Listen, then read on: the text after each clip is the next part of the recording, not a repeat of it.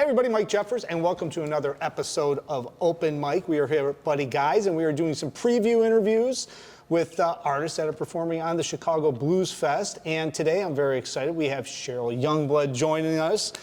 You have a great bio on your website, but also at the bottom of it, it says you want to leave people, and I'm going to paraphrase this, but it's something like, you want to touch everyone, as many as possible through your music, right? And leave them in a better place after they see you perform, even if it's only for an hour, which it would be on the Blues Fest. Is that something when you were coming up, is that something that was ingrained in you by your parents or by people that raised you as you were coming up? Because it's such a great saying, it's such a great kind of mission statement for you, and I haven't seen that on a lot of artists' websites, but I'm pretty sure that a lot of them really want that to happen. But I'm glad you said that on your site. So talk a little bit about that saying. My background stems from gospel. I was brought up in the church, and when people say you're going to force your child to into religion, you're going to force, no, it's not about that. It's about being brought up in the right path, so that when you fall, you have something to fall back on. So my history comes from gospel and gospel music. In terms of making people feel a certain way, you know, people deal with things every day.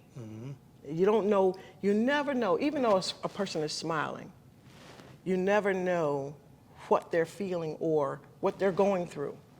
So if I can just make somebody smile or touch somebody, even just for a few minutes, then I've made a difference. And that's where that comes from. It comes from making a difference. You can be, and I love my church, I love the church, being in the church, but you can be in the church all you want to.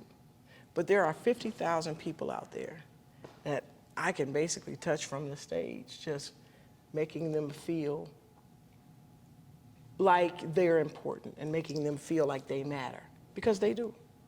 Did that help, that thought process help you as you were starting to learn how to sing and starting to get into different genres? Because, you know, I mean, it can be somewhat brutal when you're learning stuff, when you're going through things, but having that positive attitude all the time, a lot of artists get beat up along the way, right? And a lot of people fail, which is a great way to get better, is the way I always think about it. You know, if you're not failing, you don't know what you need to work on to get better. Right, exactly. But as you were coming up, it sounds like that was instilled in you maybe through the church, but then even when you were branching out into other genres or getting interested in other things, you brought that same mission to all of your creativity, right?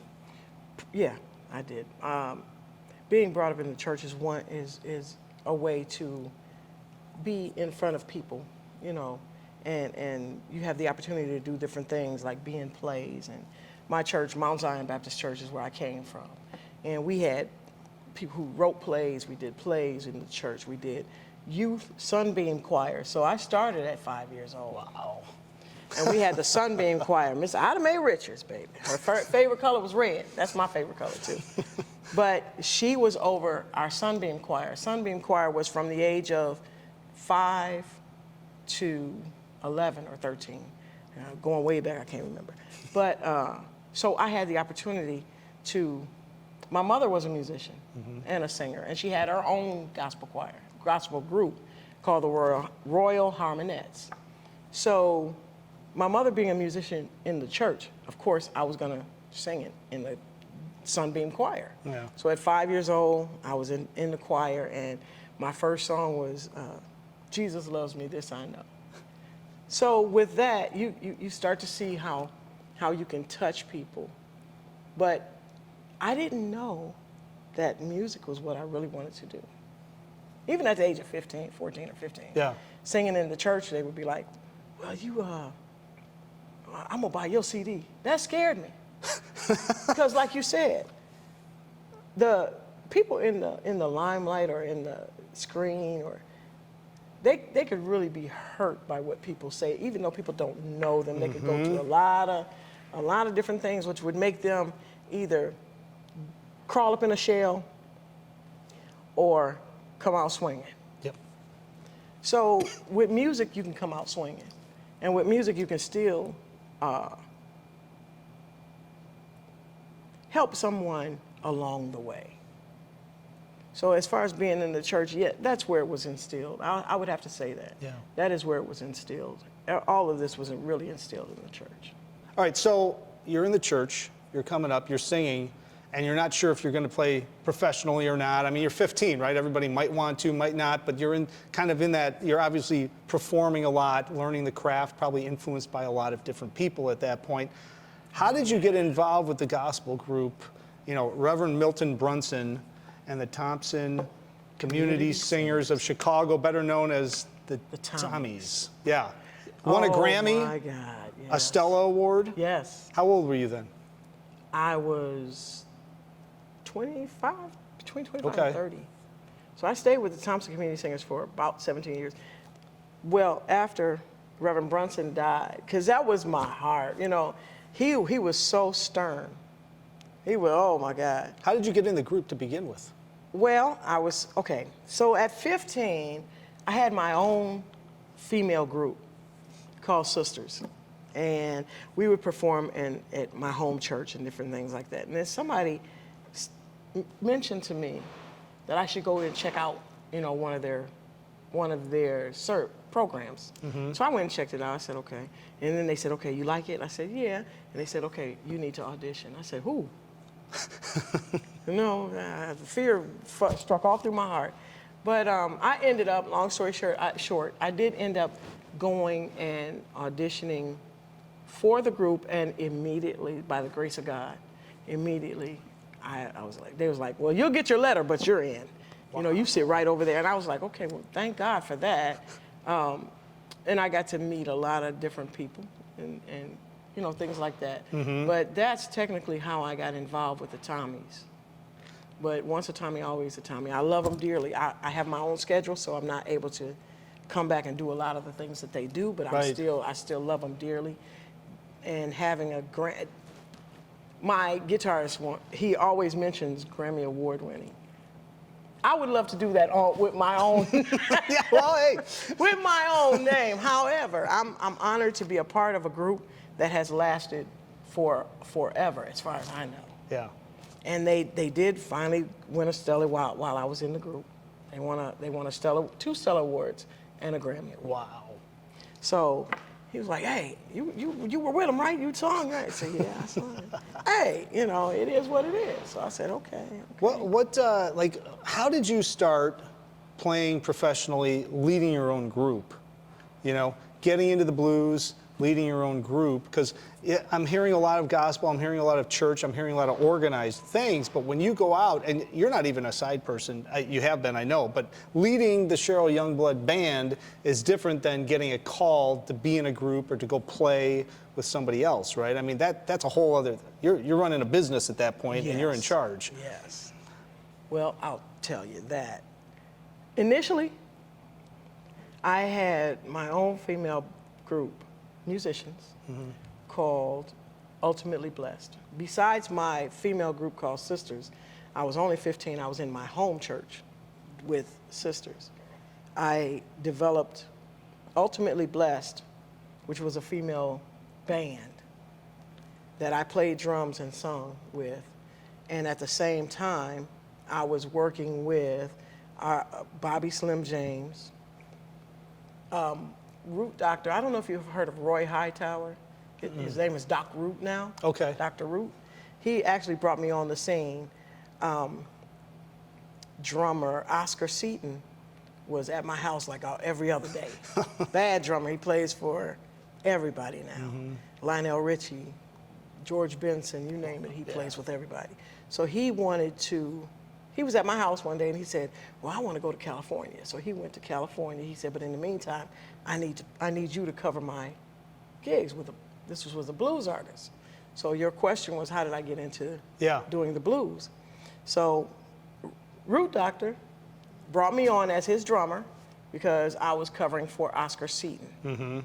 So after that, I played with Root Doctor actually, I have a gig with him in July. Oh, yeah.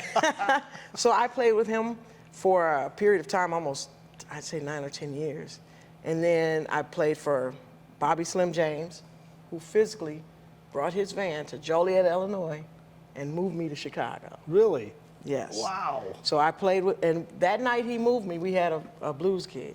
So I didn't sing with them. I just played drums. I would do some little background here, little background there. And then I played for, still doing the gospel.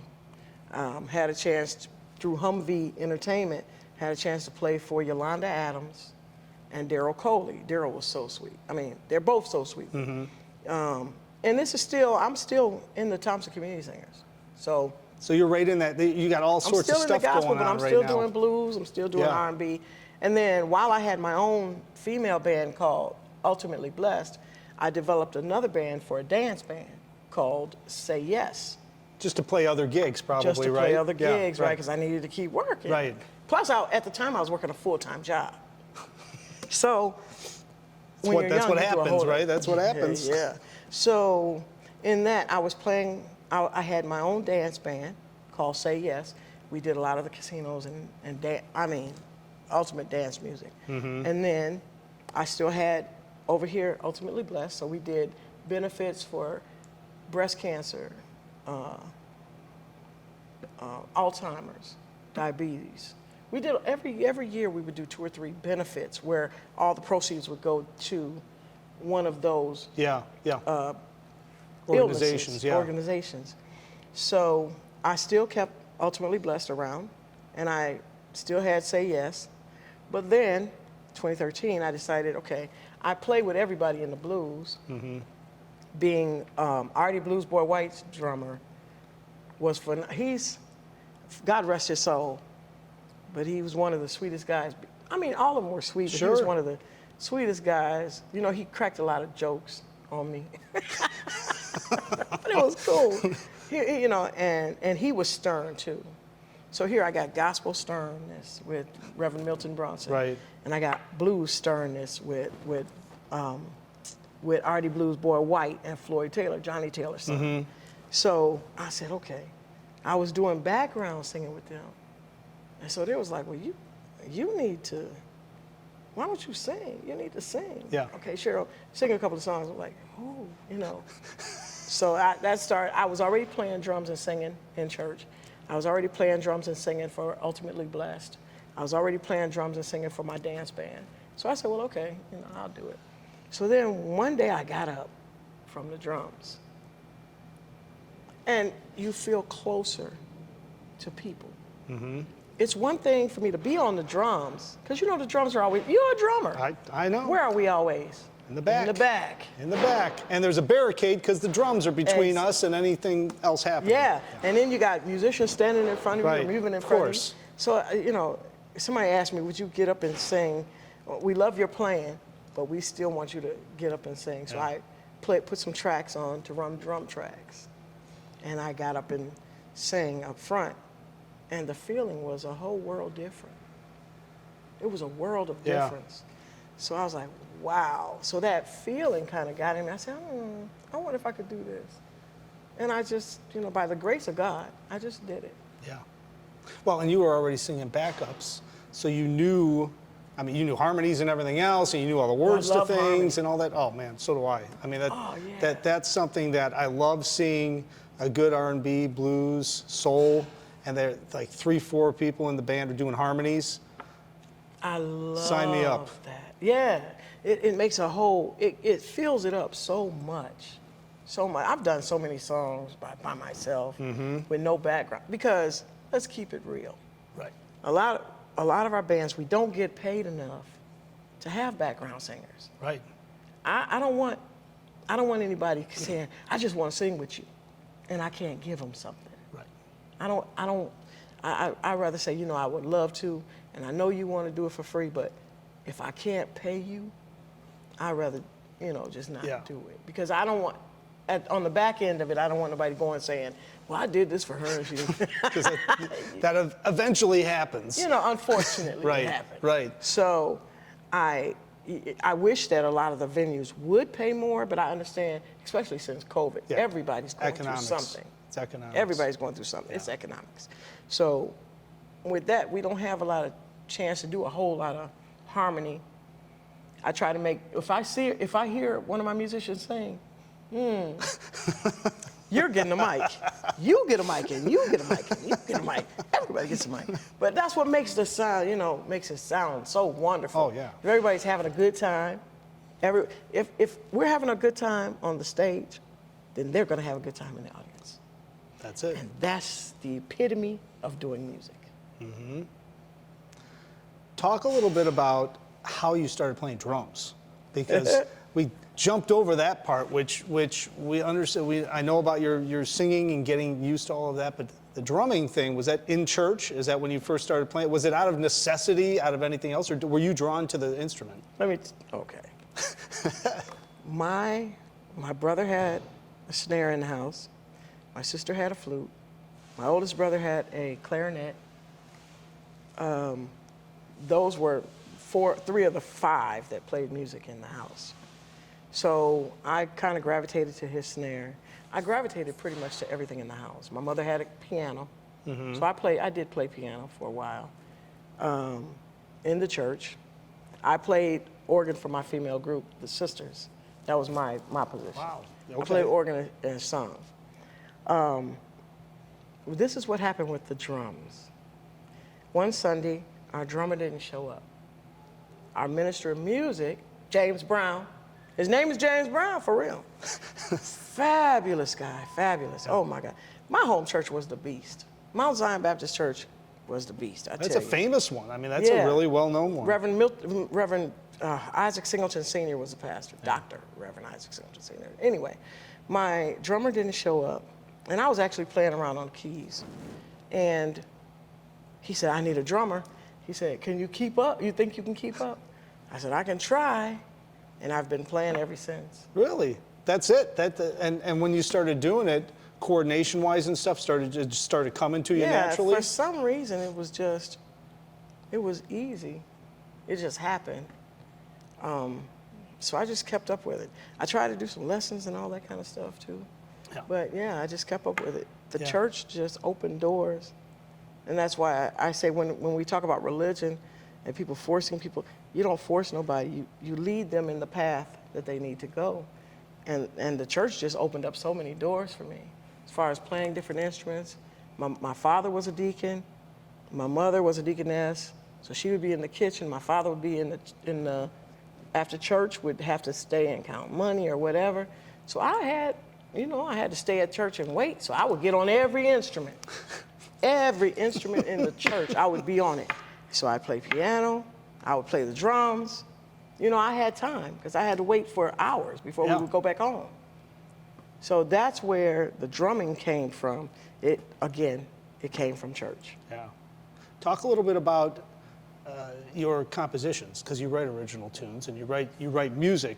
Now that we know all this background on you as far as all the different instruments and stuff, I always find, and I'm always curious when I'm talking to musicians who also compose and write music and write lyrics.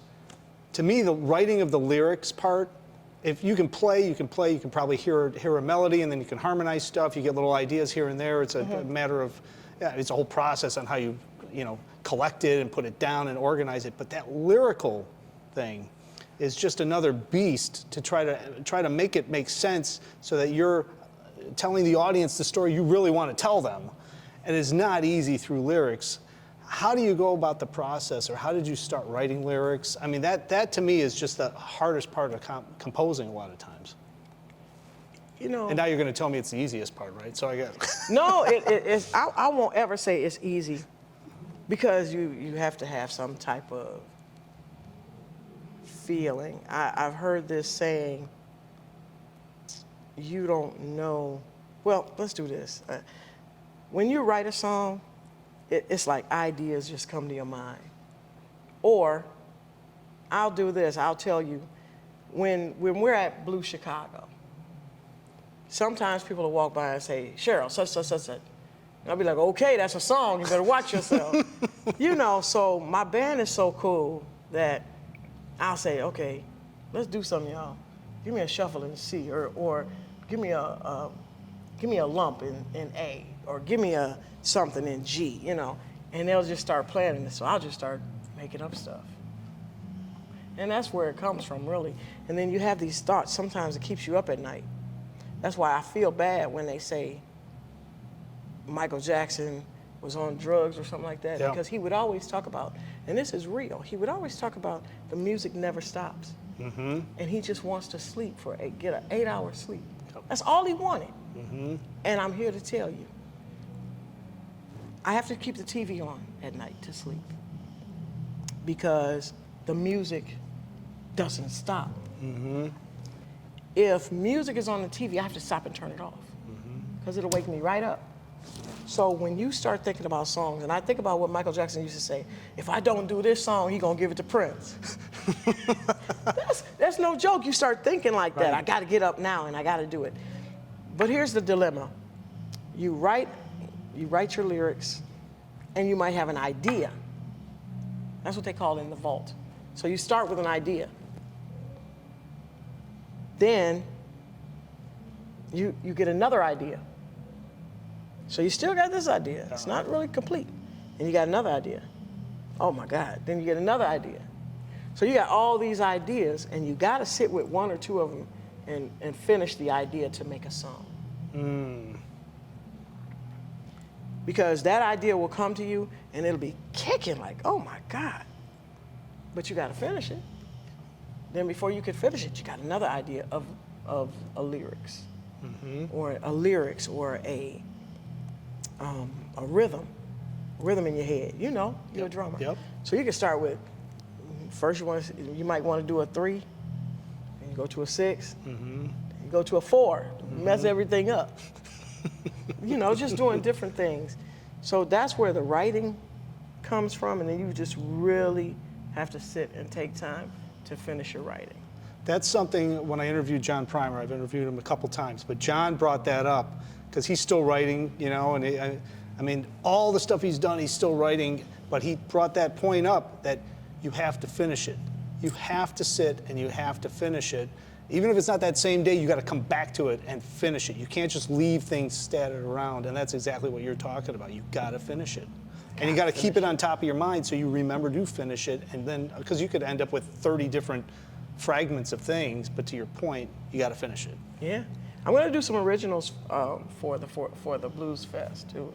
You know, just to do we're going to do some classics, and we're going to do some originals, because I believe in keeping the music alive of those who paved the way. I can write my own stuff every day, all day long, but I really want to keep the music alive for those who paved the way. Even if it just helps their family to see that somebody cares enough to keep their music alive. I do a lot of Etta James, I do a Coco Taylor, I do some Muddy Waters, a lot of different stuff. So we write our own songs, but we keep our classics alive as well. Yeah. You know, and I don't really think there's nothing wrong with that. I like writing my own songs. I like having a whole CD of my own material.